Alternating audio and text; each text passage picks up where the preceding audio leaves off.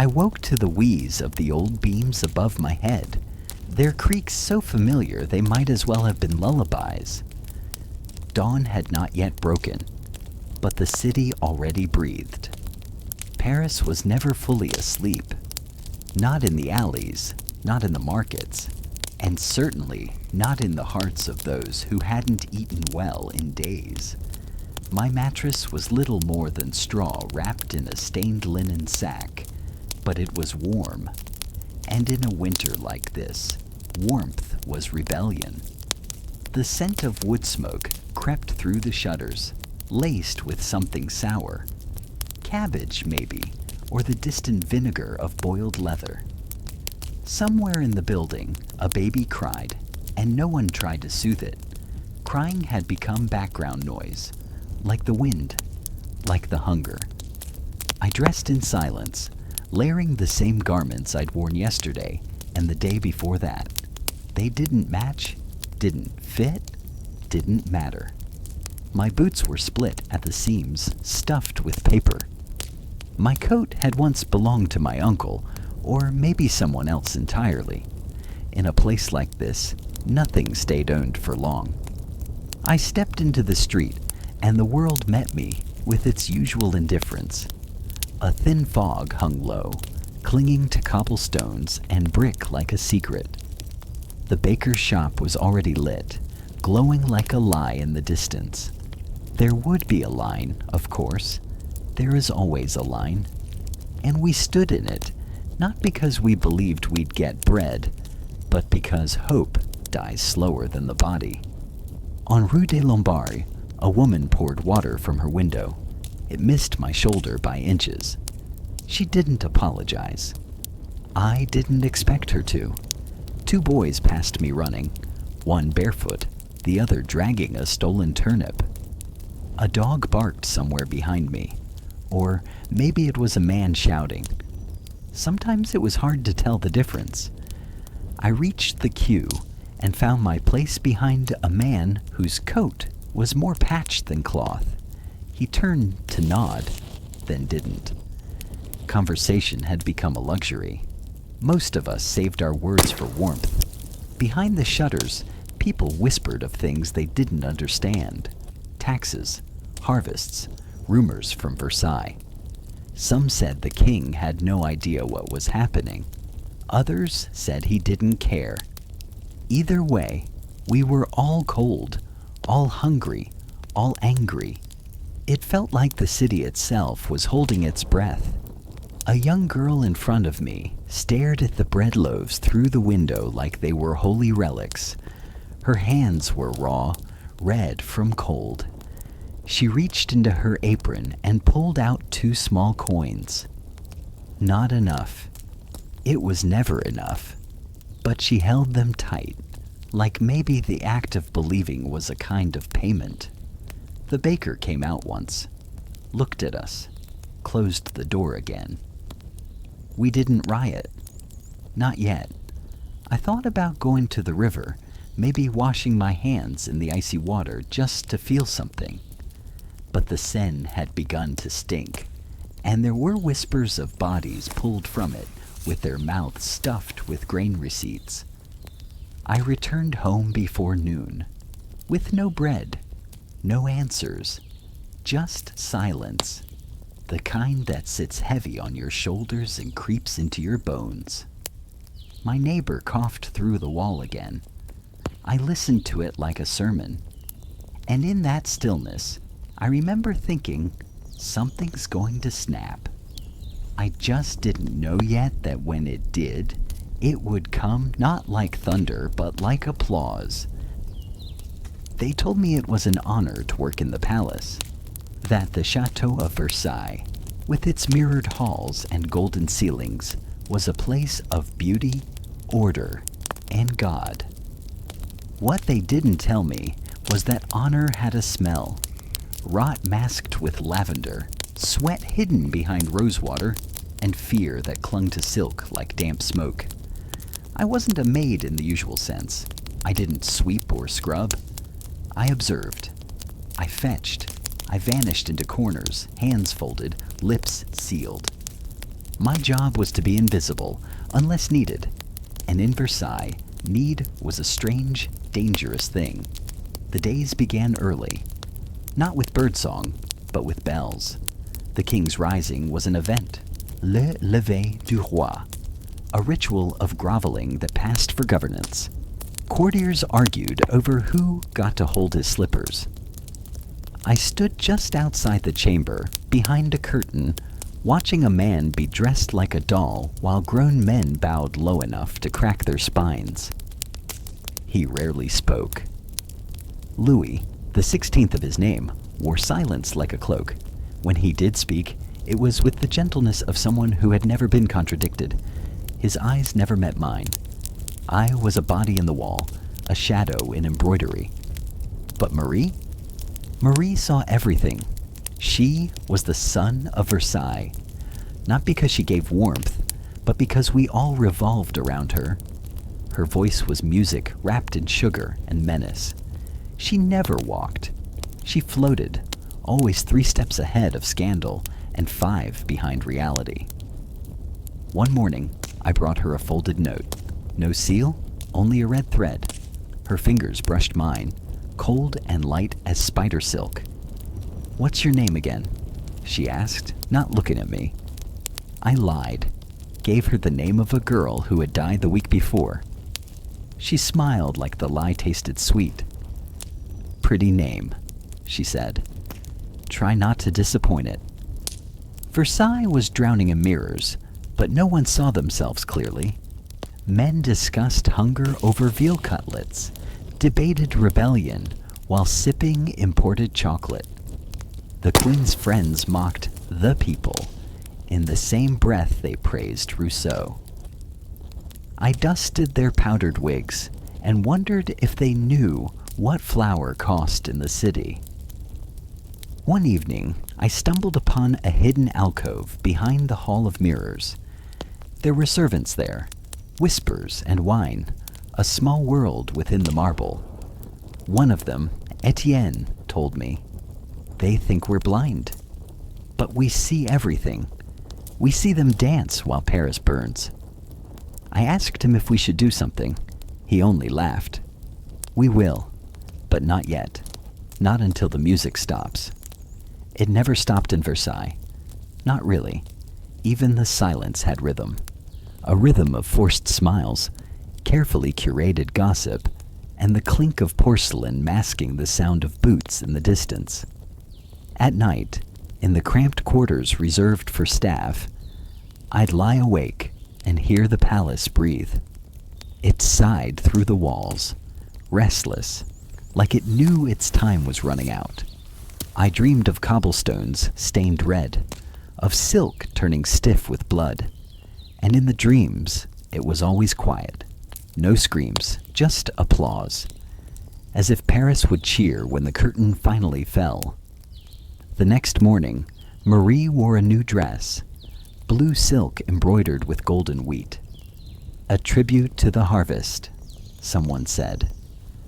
I thought of the girl in the bread line, holding coins that weren't enough. I thought of the rats behind the bakery, and I wondered how long a palace could stand on air. Honor, they said, but I had seen too much. Honor doesn't flinch at shadows or hide behind perfume. Versailles was a stage, and I had become part of the scenery.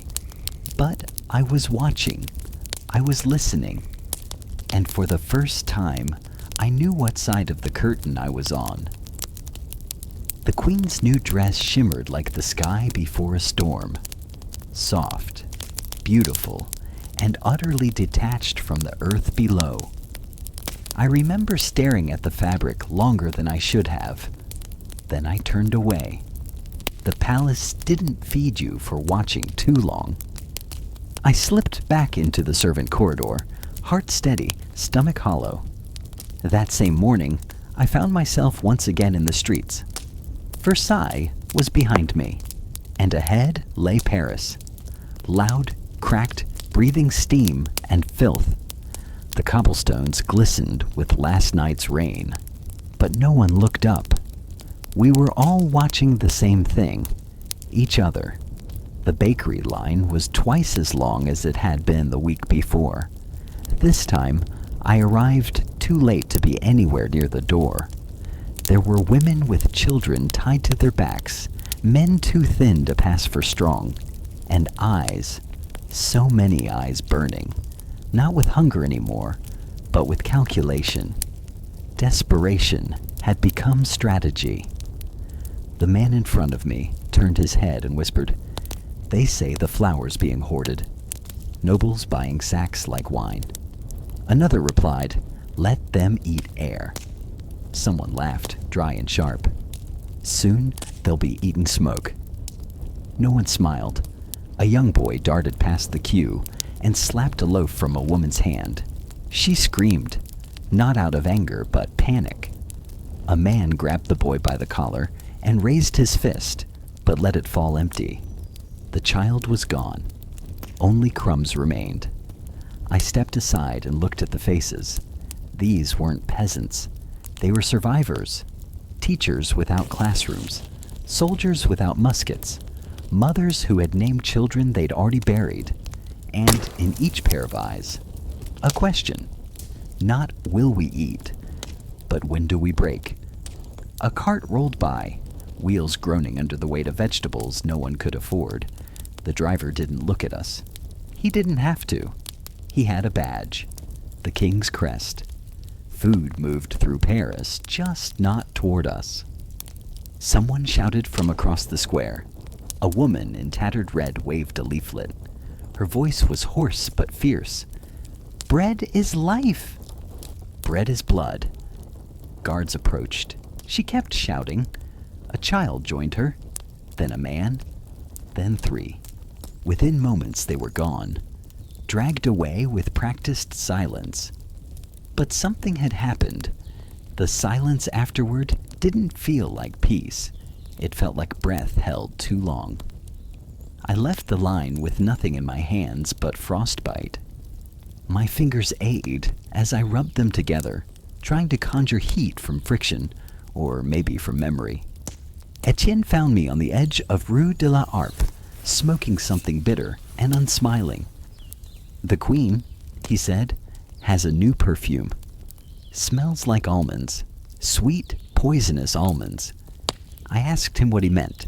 He said, "Some people wear revolution like cologne. She wears death." We didn't laugh. By twilight, the streets were different. People moved in clusters, not alone. Whispers clung to corners, and eyes flicked upward at chimneys, as if expecting smoke signals. The baker's windows were smashed that night. No one claimed to know who did it. No one needed to. I went home by candlelight, and the wax dripped onto my sleeve as I walked. Paris was quieter than usual. The kind of quiet that comes before something ancient stirs. That night, I dreamed again. Not of palaces, but of fists pounding on doors, of ink-stained hands writing names on lists, of a knife not hidden but worn openly at the belt. When I awoke, I realized something strange. The hunger was still there, but I had stopped noticing it, not because it had passed, but because something louder was growing in its place. The morning air tasted different, not cleaner, just sharper, the kind of air that smells like sweat before the first blowlands. Paris had not slept. You could tell by the eyes. Too many glances held too long. Too many hands already balled into fists before words were even spoken. I was supposed to go to the apothecary that day. Someone in my quarter had a cough that wouldn't quit, and I'd promised to fetch laurel leaves. But the streets had changed shape. The map I carried in my head, the one built from habit, not paper, no longer applied. Barricades had grown overnight like weeds, trash carts, broken stools, a fence torn from someone's garden, all stacked across Rue du Temple, like the city had decided to block itself in out of spite.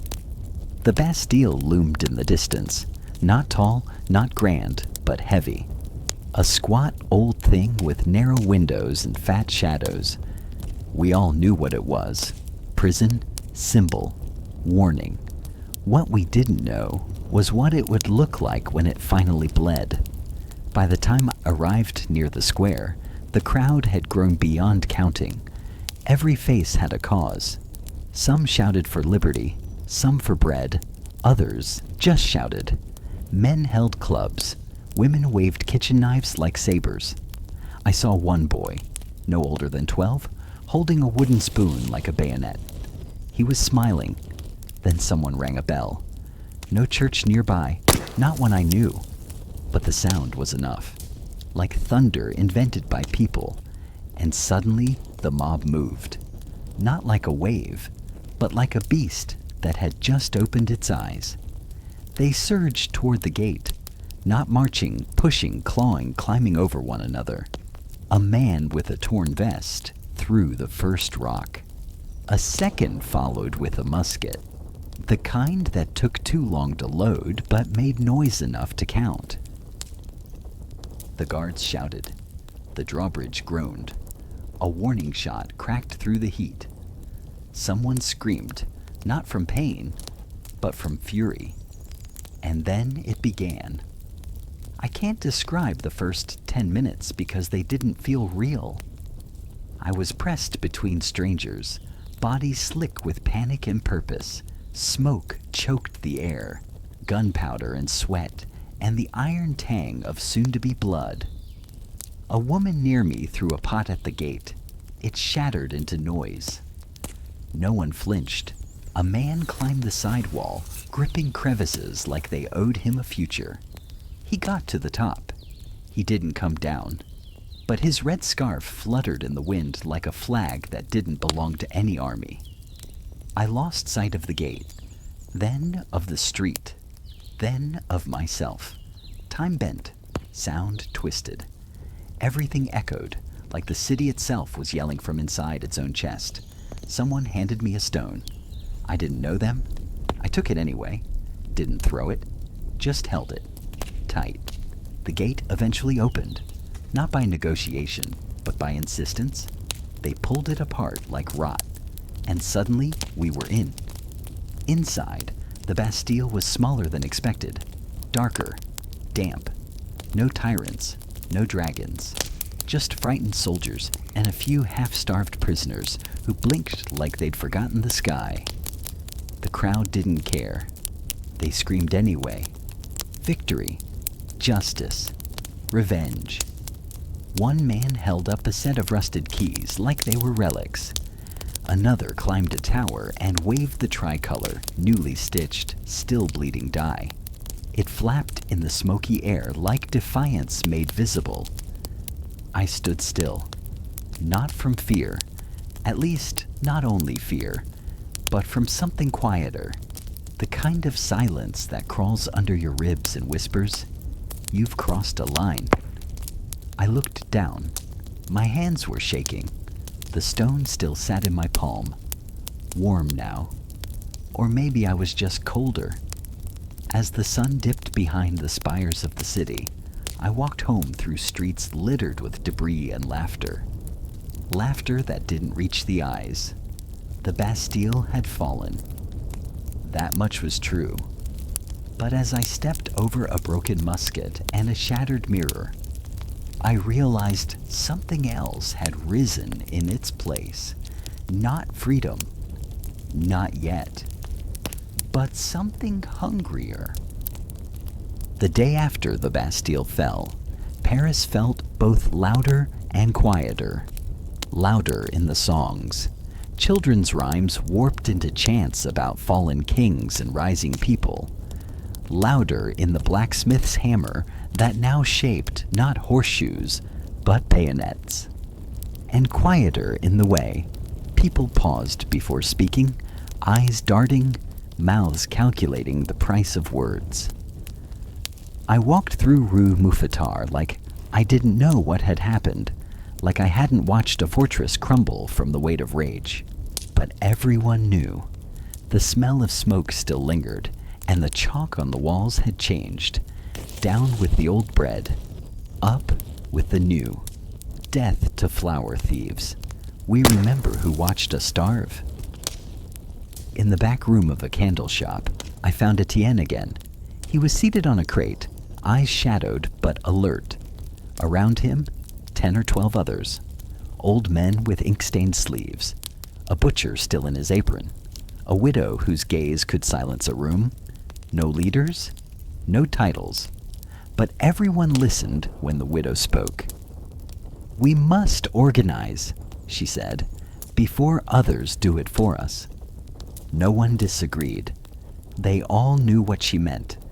We weren't revolutionaries, not in the way the pamphlets would later pretend. We were neighbors who had run out of patience. The meetings were small at first, secret. Each began with a candle lit and a window checked twice. We shared food, what little we had, and names, which we never wrote down. Someone passed around a list of demands, fair bread prices, local patrols, a voice in what came next. It felt reasonable, even gentle, but the way we said the words gave them teeth. Outside, the city creaked. Nobles fled. Rumors moved faster than carriages. They said the king was gathering troops, that foreign armies were marching, that the queen had cursed us all. We didn't believe it. And yet, we did. At the third meeting, a man from a neighboring district arrived. He wore boots without soles and spoke like he was trying not to shake. "My cousin disappeared," he said. "Spoke too loudly at the bakery. They came at night. No trial." Silence fell heavy. No one asked who they were. We all had names in mind. It didn't matter if they were royal guards, aristocrats, or fellow revolutionaries. Fear had begun to wear many uniforms. One night, I was asked to deliver a message. Just a scrap of paper tucked into a book of psalms. I carried it under my coat, across the Seine, past 3 guards, and 1 checkpoint where the soldier asked me my name, and I gave my sister's. He smiled like he didn't believe me. Let me pass anyway. The message: a time, a location, a vote. When I returned, Etienne met me with a nod and a flask. He didn't ask what happened. He just offered me a drink. The burn of it reminded me I was still real. We began holding meetings more often. Some in candle shops, some in bakeries after closing. Once, in a church basement, we sat between stacked crates labeled as wine, but filled with lead pipe. No one explained. No one asked. We weren't violent. Yet. But we were preparing to be. It wasn't anger, not anymore. It was focus, the kind that comes after a decision has already been made. They had taken our bread, our time, our dignity. We were simply taking back the silence. A young girl no older than 10 brought us a list of names once. Her handwriting was neat. I asked who gave her the paper. She said no one. "I wrote it," she added, after listening. She didn't smile. I still think about her, what she became, what we all became. By autumn, every neighborhood had its own meetings. Some called them committees, others circles. But we knew what they were. Roots, spreading underground, quiet and strong. One evening, I watched a man stand before the group and speak of justice. He spoke of trials, of fairness, of rebuilding a France that belonged to all. He sounded noble, gentle, almost fragile in his hope. He was found dead a week later, throat cut. No one claimed responsibility. No one needed to. Justice had started changing shape, and we had all become very good at pretending we didn't notice. They said truth was a weapon, that once sharpened and set loose, it could split kingdoms and unseat kings. I believed them. For a while, my printing work began innocently enough. A borrowed press in the back of an abandoned hat shop, ink that smelled like rust and vinegar, paper that came folded from wine crates, still damp with the scent of the docks. I had no title, no training, just anger and the need to translate it into something louder than silence. We called it La Veilleuse, the watchlight, a name meant to comfort, to warn, to stay lit when the world went dark. I wasn't alone. We were 6 at first. Etienne, the widow, a baker's son who knew how to set type, and 2 schoolteachers who had once argued about Rousseau, but now agreed on guillotines. Our first issue printed just 200 copies, but each one passed through 20 hands, and each of those hands carried it like a whisper wrapped in fire. The writing was breathless, brutal, sometimes beautiful.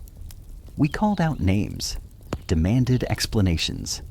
We listed who had fled, who had stayed, who had traded silver for secrets.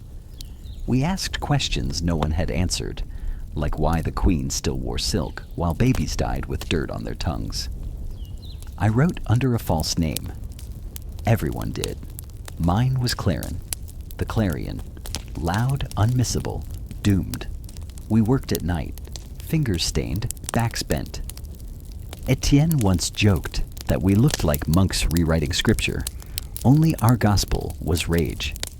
I laughed, then cried, then laughed again. That was how it went. Emotion had stopped asking permission. At first we printed weekly, then twice a week, then daily, when the rumors became facts, and the facts turned into lists, and the lists turned into death sentences. One morning, we published an account of a nobleman's feast in the countryside, 16 courses, 5 wines, a chocolate fountain, held just miles from a village where 3 children had died of hunger. It wasn't a new story, but it had a new ending, the address. 3 nights later, the estate burned. We didn't celebrate. Well, not out loud. But things began to shift. Every article made us louder, more visible. We started getting letters, some in praise, others in code, and a few in blood. One envelope arrived with no return, just a single line. You are seen. We stopped signing our names. Sometimes I forgot to eat. Other times, I forgot I hadn't eaten. Rage was filling. It burned cleaner than bread. We began using illustrations, crude, powerful things.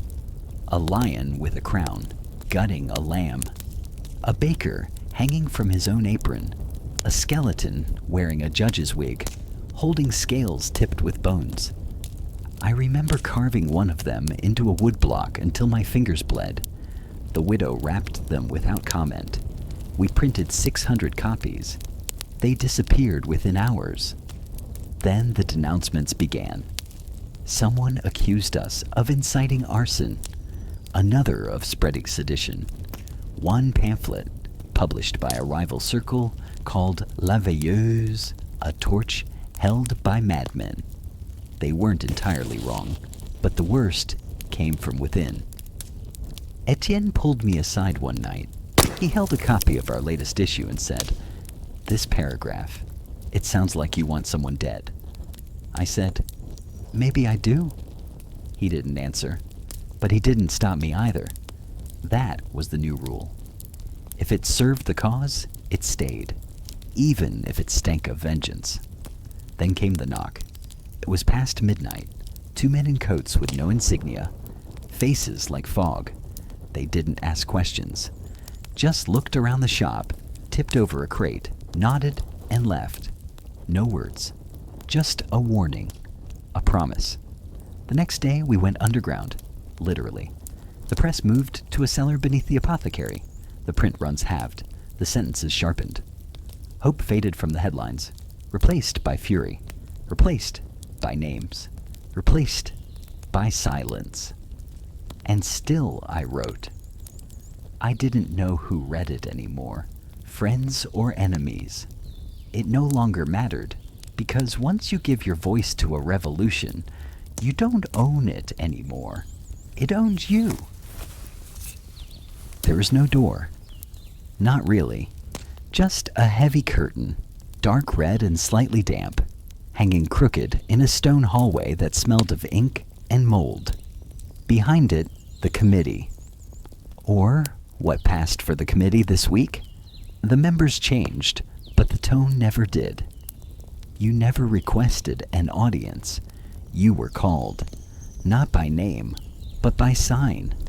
A chalk symbol on your doorstep, a folded note in your bread loaf, a stranger tapping your shoulder and walking away without a word. When the sign appeared on my door, I knew better than to ask why. I didn't pack.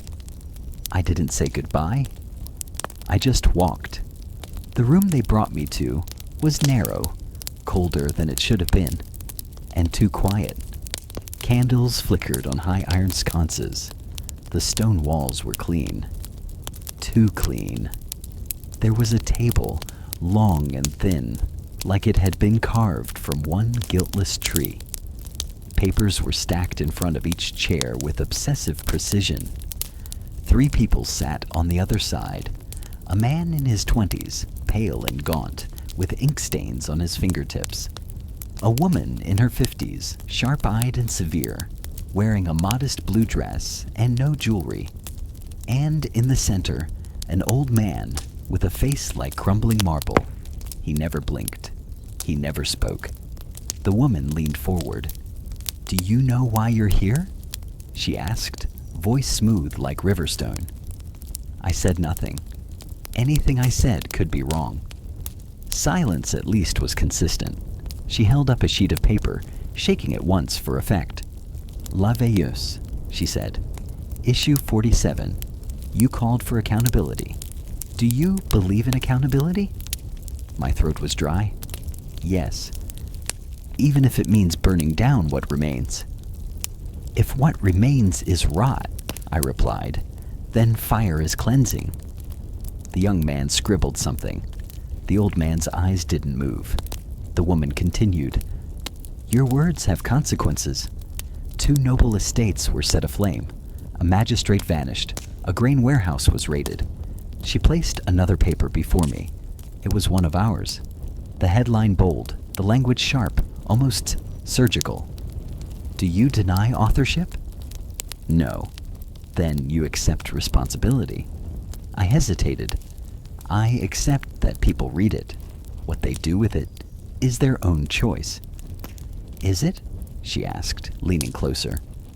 "Or are you just pretending you haven't built a machine you can no longer steer?" They let the silence stretch. It wasn't a pause.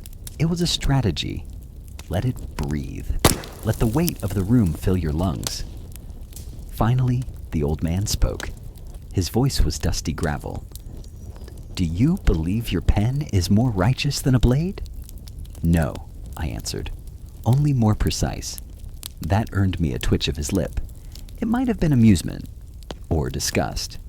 Then came the paper. Blank. And a pen. "Write down 3 names," the young man said. "Only initials.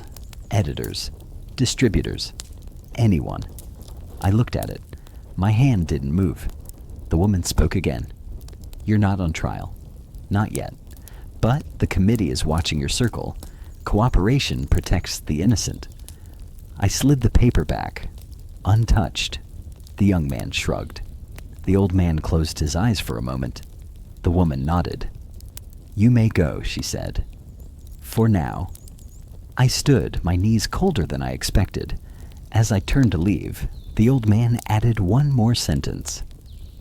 "You are not the first voice. You will not be the last echo."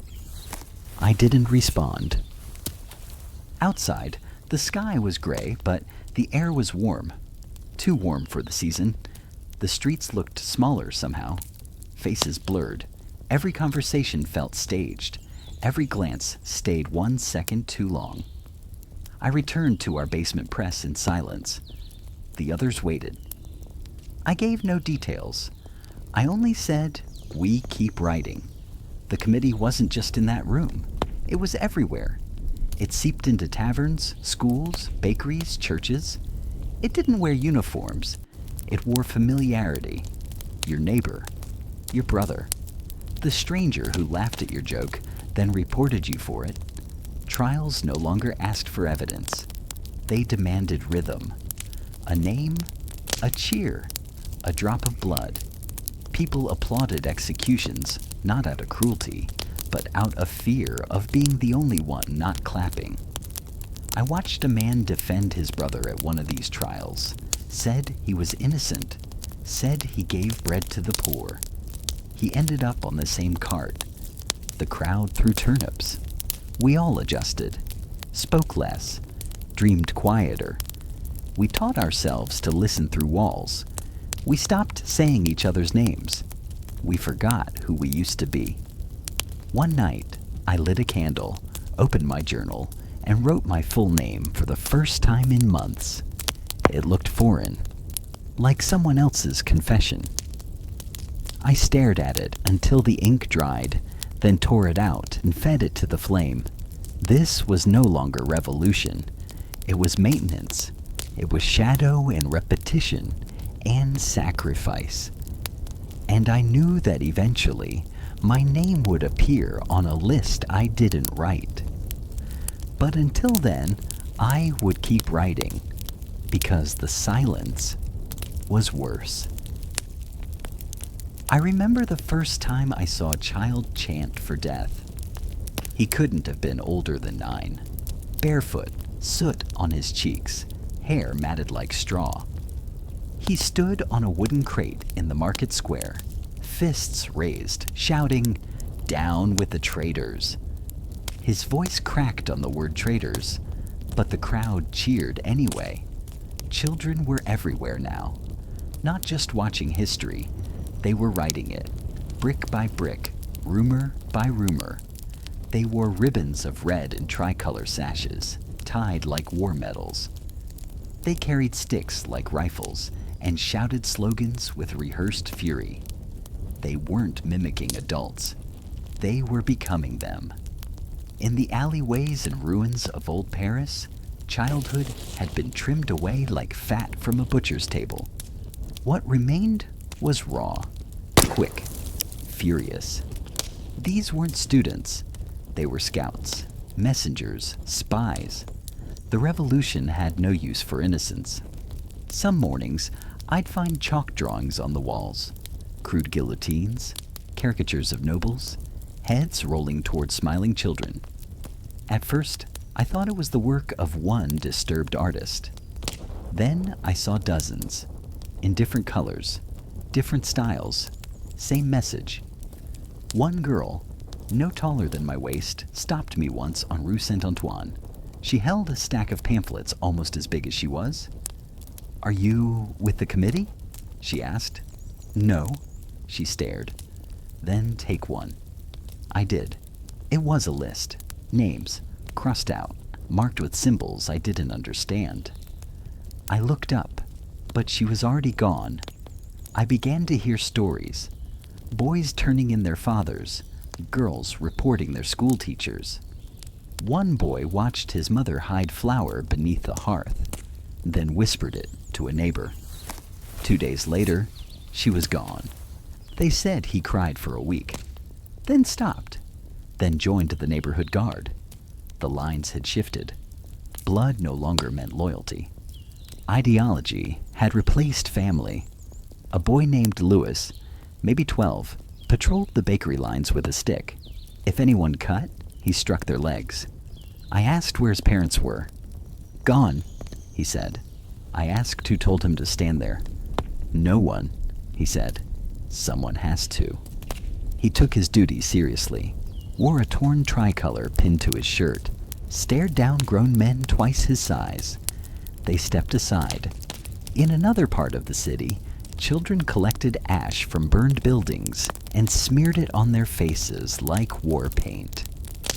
They called themselves the Little Flames. They moved in packs. They weren't violent, not yet, but they watched, and they remembered. One evening, I followed a group of boys no older than 15 into a square where a speaker read accusations aloud. The boys laughed when the accused begged. When the verdict was announced, they clapped. One of them threw an apple. I asked him later, "Do you understand what you just saw?" He shrugged. He was a traitor? How do you know? The man with the paper said so. That was enough. What frightened me most wasn't the fervor. It was the ease. How quickly the slogans had settled into the rhythm of play. How naturally children adopted suspicion as instinct. How joy and cruelty danced together without ever touching.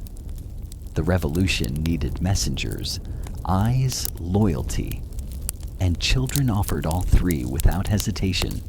Some were orphans, some abandoned, some simply absorbed. They found in the chaos a strange form of structure, purpose. They had lost their families, but gained a flag, lost bedtime, but learned vigilance. Their lullabies were chants. Their games were patrols. Their futures had been replaced with now. Teachers tried to hold on. Schools remained open technically, but attendance dropped. Lessons were interrupted by raids. One day, the alphabet was replaced with lists of approved slogans. Instead of reciting poems, students memorized denunciations. I watched one class rehearse. "Who is the enemy?" the instructor asked. "The enemy is silence," they answered in unison. "Who do you trust?" "The people." "And who protects the people?" "The committee." Voices clear, eyes blank. It was doctrine, not education.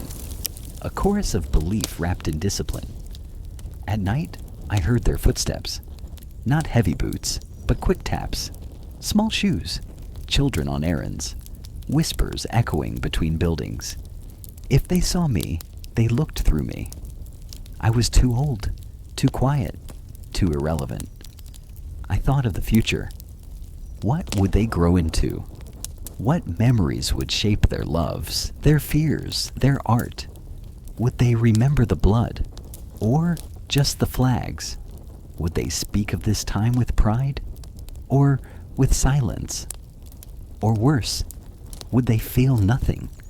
Because if you teach a child that justice lives in punishment, that fear is protection, that shouting is power, then what do they become when the shouting stops? I looked at their faces, smudged, focused, unblinking, and I realized something cruel. The revolution wasn't killing childhood, it was using it. The queen no longer wore perfume, not because she didn't want to, but because there wasn't any left. The scent of rose and amber that once trailed her through mirrored halls had been replaced with sweat, mildew, and the slow decay of damp straw. Her cell was stone, her bed a plank, her window a slit, too high to reach. They still called her Marie Antoinette, but not with reverence, not even with hatred. They said it like a punchline now, a name detached from flesh, floating in satire and pamphlets. They called her the Widow Capet, as if to remind her every day that her husband no longer wore his crown, or his head. She didn't cry often, I'm told. Crying made noise. Noise drew attention, and in the final months, attention was dangerous currency. The guards changed daily. Some stared with silent pity. Others spat when she wasn't looking. One stole her comb. Another tore the hem of her dress to sell. No one stopped them. Who would defend a queen in a land of ashes? She wrote letters in those last weeks. To her children, to her sister-in-law. Carefully worded, polite, measured. As if manners could still protect her. As if grammar might hold the blade at bay. But the paper thinned, and the ink dried slower. Every sentence carried the weight of knowing it might be her last. Still, she wrote, not to be remembered, just to remain human. They fed her plain broth, stale bread, once An apple, bruised and cold. She ate in silence, eyes lowered, chewing like each bite might be a trick. She was no longer royalty. She was a body in waiting, waiting for her trial, waiting for her verdict, waiting for the final morning. The trial came quickly, as they all did then. She sat straight, hands folded, wearing black. Not mourning, but restraint. She didn't shout. She didn't plead. She answered each accusation with cold dignity. Theft, treason, incest. The words were thrown like stones. She didn't flinch. When asked if she had anything to say, she paused, just long enough for the room to tense. Then, "I was a mother," she said. "That is all." No tears, no defense, no flames. Just the echo of a woman stripped of title and time. The verdict was expected. Death. The crowd outside cheered. They dressed her in white the morning of her execution. Some say it was to symbolize purity. Others say it was simply what was clean. Her hair was cut short, practical for the blade. She winced as the scissors tugged. Not because of vanity, but because the last hands to touch her hair had been her children's. They bound her hands, though she did not resist, tied her feet, walked her through the halls where once she had danced, out into the streets where children now threw stones. The cart was wooden, loud and slow. It creaked with every cobbled bump. She stood tall, not because she wanted to, but because the floor was slick, and she refused to fall. The city watched her pass. Some jeered, others remained silent. A few bowed their heads, not in loyalty, but in fatigue. Even revolutionaries can grow tired of killing. At the scaffold, she climbed the steps without help. She stepped on the foot of her executioner by accident and immediately apologized. "Pardon me," she said. It was the last thing she ever spoke. They tied her down, adjusted the blade, pulled the lever. It fell. The silence that followed was thicker than the applause. They held her head up for the crowd. Some clapped, some vomited. A woman fainted. A boy laughed. And then the moment passed. Just another day, another death, another proof that mercy had long since been replaced by momentum. Her body was buried in a pit. No stone, no name, just earth and time. People returned to their breadlines, to their whispers, to their fear. And I sat in the corner of a cafe that night and listened to a man argue over wine. "She deserved it," he said. His friend shrugged. "I don't even remember what she did." I realized then that the Queen's greatest crime had not been extravagance or arrogance. It was duration. She had lived too long in a country that had decided it no longer needed memory, only spectacle. Her perfume was gone. Her name would fade next. They said bread was liberty. But try telling that to someone who hadn't eaten in 3 days. By the 3rd year of the revolution, Paris smelled different. Less perfume, more sweat. Less smoke from cigars, more from burned crates and sour meat. The markets that once buzzed with gossip and roasted chestnuts now hummed with suspicion. The stalls were mostly empty, officially. But behind shutters and beneath trapdoors, another city pulsed. A second bloodstream. One fed not by law but by need. We called it the undertable, the shadow market, the whisper bazaar. You didn't find it by looking. You were invited with a glance, a twitch, a question asked too casually in line for flour. Do you prefer rye or wheat? Wasn't a real question. It was code. If you answered right, you might be followed home. You might find yourself handed a small pouch beneath a folded coat, or handed a candle that weighed too much, because inside, hidden beneath the wax, was coffee. Real coffee. The kind that hadn't touched Paris in months. Money meant less now. A gold coin could buy you nothing at the bakery, but a slice of soap might get you 3 eggs if you knew the right window to knock on. A silk glove, worth a bottle of milk. A broken compass, maybe a night of warmth in someone's attic. People became currency. Favors too. I'll fix your door if you teach my daughter to read. I have radishes, but I need matches. I know someone with salt. Everything was trade. Everything was risk. Because the committee didn't just fear weapons, they feared autonomy. And nothing screamed rebellion louder than the ability to eat without permission. Raids were random. Sometimes a home was torn apart over a rumor of sugar. Other times, a man walked past 5 sacks of grain and nothing happened. The law was fluid, arbitrary, and that made fear the only reliable constant. I once knew a widow who baked secretly at night, sold her loaves through her laundry line, 1 shirt for yes, 2 for no. She never spoke of it, not to her neighbors, not to her son. He found out anyway, turned her in. She died clutching the bread she'd made that morning. Others found new skills. A former tailor began repurposing old banners into coats.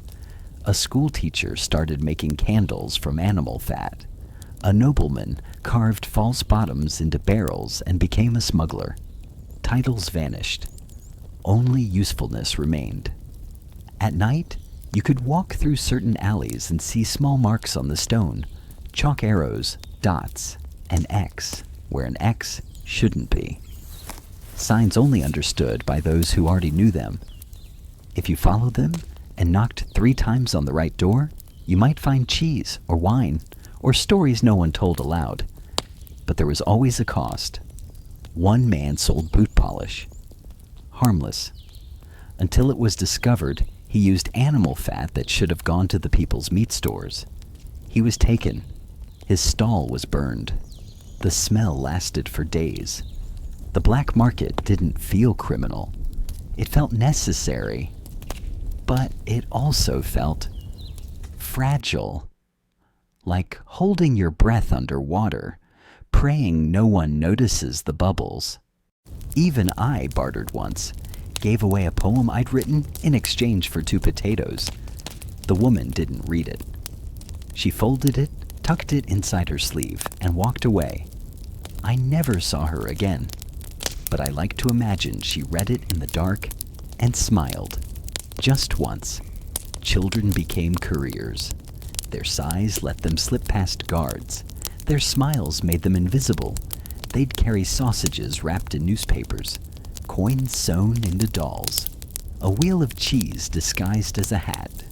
They were fast, and they were loyal to whoever fed them last.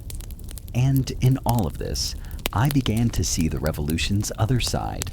Not the flags or the chants, not the trials or the speeches, but the quiet transactions, the silent nods, the invisible ink of survival. Because revolutions are loud, but poverty is quiet. No guillotine clanged for the woman who sold bootlaces made a horsehair. No anthem played for the man who taught people to boil weeds into soup. No statues were built for those who saved 3 lives by lying about salt, and yet they were the reason Paris kept breathing.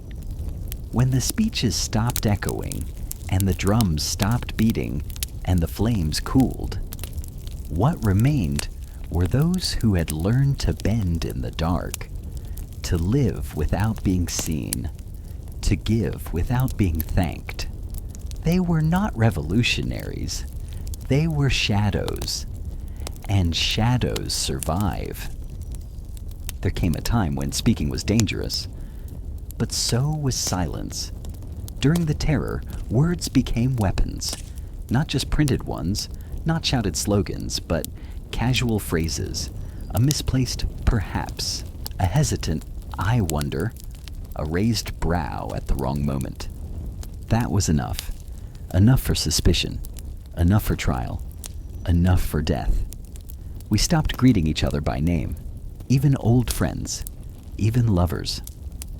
One night, I watched a man pause too long before saying, "Vive la République." His neighbor reported him. He was gone by sunrise. The guillotine became an ordinary thing, not feared, not even revered, just there, like a church bell, or a bakery, or rain. A rhythm. The square where it stood always smelled of iron, not just blood, but rust, sweat, old tools. No one cleaned it thoroughly anymore. There wasn't time. Some tried to justify it. It keeps us safe, they said.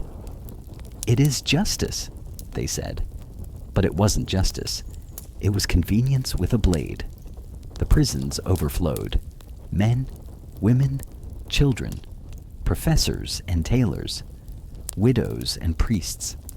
I once saw a boy arrested for mimicking Robespierre's limp. He didn't even know who Robespierre was. His sister cried and begged for mercy. She vanished next. Confessions came easy when you were starving, or cold, or when someone whispered that your children might be spared. Some wrote down names. Some made them up. Some gave up their own families just to end the waiting. People stopped dreaming, literally.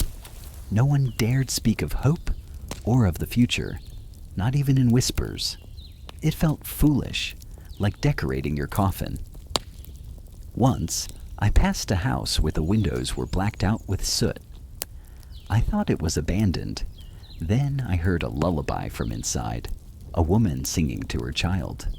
Softly, off-key. I stopped walking. I just listened. It was the most beautiful sound I'd heard in months. She was gone the next day. They said she had aristocratic inflections in her voice. That was all it took. Posters changed overnight. New faces, new slogans. One day, Danton was the savior of the Republic. The next, he was a traitor. His followers torn down their own posters to survive. I watched one man tear his own brother's name from a wall, crying as he did it. He was arrested anyway.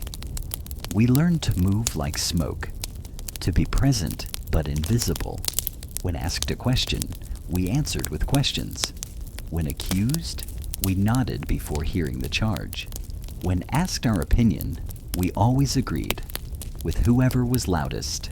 The true terror wasn't death. It was anticipation.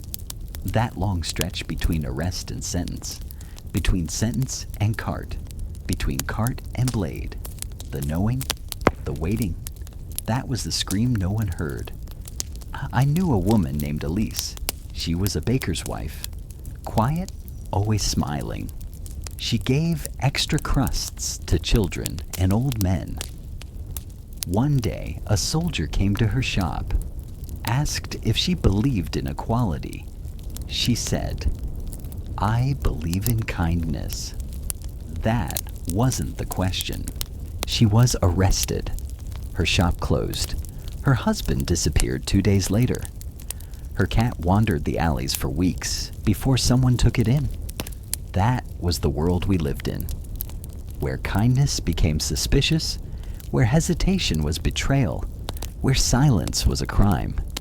You wouldn't survive it, not because you're weak, but because you'd forget. You'd forget which phrase was safe, which neighbor had vanished, which posters had changed. You'd speak from memory, not strategy. You'd joke once, instinctively. You'd hold a door for someone who was about to be accused. You'd breathe too deeply when a name was spoken. You'd sigh. That's all it took. A sigh. There was no forgiveness, no appeals, no second chances. Only files, only rumors, only a cold hand pulling you from sleep. And in the end, when the terror finally ate itself, when the very architects of the machine were swallowed by its own gears, it didn't stop with peace. It stopped with exhaustion. There was no parade, just fewer names on the lists, fewer carts in the morning. The silence returned, but not as a crime. as a scar. It was strange how quietly it all ended. For months, Robespierre had been the voice of the nation. Sharp, unyielding, a man of marble eyes and iron conviction. His words were gospel. His silences were verdicts. People feared him more than they feared God, because Robespierre answered his letters. Then one morning, the posters were different, and no one knew who had printed them. I heard the whispers before I saw the proof. He's lost control. He's next. They're turning on him. At first I dismissed it. Men like Robespierre didn't fall. They cracked the ground others walked on. But then the shutters closed a little faster when his name was spoken. The tricolor pins shifted from left to right, and in the National Convention, voices once silent began to rise. They didn't accuse him directly. Not yet. That was dangerous. But they asked questions. They pointed at numbers. They mentioned the names of the dead, the number of trials, the swelling of prisons, the stifling of breath in every street. They said, "We must breathe again." He spoke in return, but something had changed. The edge of certainty was dulled. He looked tired. He hesitated. Once, he even lost his place. That alone terrified me more than any execution I had witnessed, because if Robespierre could falter, then nothing was permanent. Then the storm began. On the 9th of Thermidor, they came for him. He tried to speak. They silenced him. Shouts erupted in the chamber. Some men stood, others fled. He was arrested, then released, then arrested again. The revolution was eating itself, limb by limb. That night, he barricaded himself in the Hôtel de Ville with a few remaining loyalists. I walked past the building as dawn approached. It was too quiet, the kind of quiet that smells like blood before it's spilled. Then, a shot. Some say he tried to kill himself. Others say it was an officer. All I know is that when they dragged him out, his jaw was shattered. His mouth, the instrument of terror, now hung loose and dripping. He couldn't speak, couldn't beg, couldn't deny. They showed him to the crowd, a bloodied ghost in a dirty shirt, his hands tied, his face twisted, not with pain, but with disbelief, as if even he couldn't understand how quickly the tide had turned. They guillotined him without ceremony. No drums, no final speech, just the thud of wood, the whisper of the blade. The crowd didn't cheer. It was as if they too had forgotten how to react. And then, nothing. No new leader stepped forward with clarity. No celebration was declared. There were no flags, no marches, no fireworks. Just a stillness. The kind that settles after too much noise, after too much blood. I thought Paris would breathe again, that the fear would lift, that neighbors would knock on each other's doors with wine and apologies. But the silence was different now. It wasn't fearful. It was hollow, like a house after a funeral. The committee was dismantled, the prisons slowly emptied, but the trust never returned. People still glanced over their shoulders, still hesitated before speaking, still walked the long way home to avoid old buildings. The guillotine was moved, then hidden, then dismantled. But people still walked around the spot where it had stood, as if afraid its shadow remained. Old friendships didn't rekindle. Children didn't forget what they had done to survive. Parents didn't explain why certain names were never spoken again. Some families simply vanished from the records. Others changed theirs entirely. The revolution had burned so brightly, so violently, that even its end couldn't cast a shadow large enough to hold all its ghosts. The hunger continued. The markets were still sparse. Bread was still weighed like gold. But no one talked of justice anymore. No one spoke of liberty. Those were words for speeches. And no one gave speeches now. We had learned not to shout. We had learned to whisper. We had learned to forget. Not because we wanted to, but because remembering cost too much.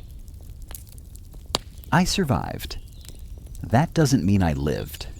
When people ask me how it was, I don't answer with dates or names. I don't mention Robespierre, or the Terror, or even the guillotine. I tell them about the quiet, how the loudest city in the world became a museum of footsteps. After it ended, if it really did end, Paris tried to return to itself, but it didn't know how. The buildings were the same, but the people inside were rearranged, as if everyone had moved one seat over at a dinner party no one remembered agreeing to. The baker still opened his shop at dawn, but now he didn't smile. The seamstress still worked by candlelight, but she didn't sing. The children played in the alleys, but they avoided the square. No one told them to. They just knew. I lived in a flat above a bookstore that no longer had books. They had been burned, or banned, or repurposed into fuel. Sometimes I stared at the empty shelves and imagined the words that had once lived there. Words like truth or freedom. They seemed mythical now, like dragons, or spring. There were no more trials, but also no more conversations. You could walk a mile and never hear your name spoken. Everyone had become an island, some fortified with walls, others quietly sinking.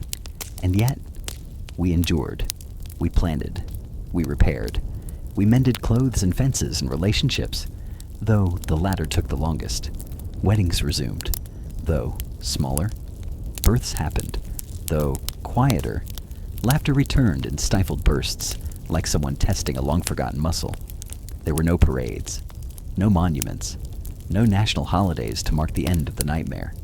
Only scars. Some visible, most not. I once passed a man in the street who looked familiar. I couldn't place him. He looked at me the same way. We both smiled, just barely, and kept walking. I think we had seen each other once in line for water, back when we were both hungrier and younger. Maybe that was enough. I kept journals, dozens of them, full of things I couldn't say aloud, names of those who vanished, dreams I had before the sky turned red, lists of meals made from almost nothing. Sometimes I read them aloud to myself, just to remember what a voice sounded like. The ink faded over the years, pages tore, one journal was eaten by mice, but I kept going, because stories are anchors. And I was drifting. If you had lived then, you wouldn't have survived. Not because of weakness, but because of instinct. You would have asked questions. You would have knocked on doors. You would have cried at the wrong moment, or smiled at the wrong person. You would have offered help, or refused to lie, or stepped forward when the rest of us stepped back. You would have been human. And that's what got people killed. But now the city breathes again, slowly, cautiously. A new government stands. Different faces, same posture. They talk of reform, of progress. I don't listen. I've heard it all before. I walk the same streets. My shoes are thinner, my hair grayer, but my steps are steady. I buy bread from a vendor who says bonjour without fear. I light a candle each night, not for prayer, but for memory. And I wait, not for another revolution, but for someone to ask. Ask what it was really like. Ask what we lost. Ask who I was and who I became, so I can tell them that I was not a hero. I was not a rebel. I was not a monster. I was simply there, breathing, watching, remembering. and now speaking. So that silence doesn't win again.